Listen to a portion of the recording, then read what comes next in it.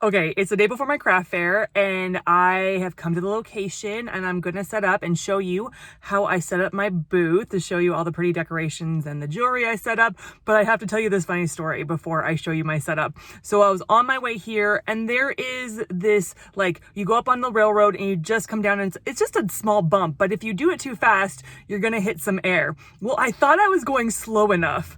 And so I got up and then as I came down, I look in my rearview mirror and I see my basket. I have a laundry basket that has all my keychains in it on a rack, and I see it get in the air. Like it gets in the air and I see it flying up and then comes crashing down, and as you know, with a bounce I see all my keychains flying everywhere and all I could do was go and so I pull over and my keychains are everywhere, mostly in the basket luckily, but it did go in the back of my van and stuff. But it was so funny. So that was fun times. That was fun times. So I'm gonna have to rearrange all my keychains again. I think my jewelry is good, but I want to show you how I arrange and display my table for this craft fair.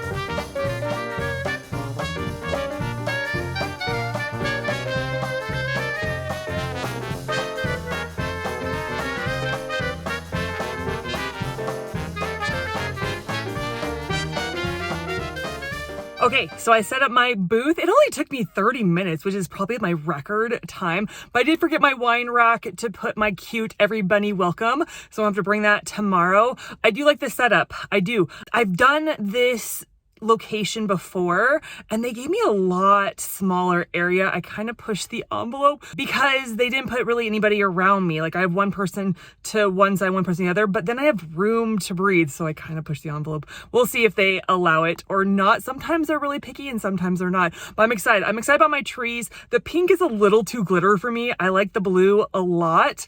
I like the setup. It's really simple. It's really easy. And yeah, tell me what you think. How do you guys set up your booth?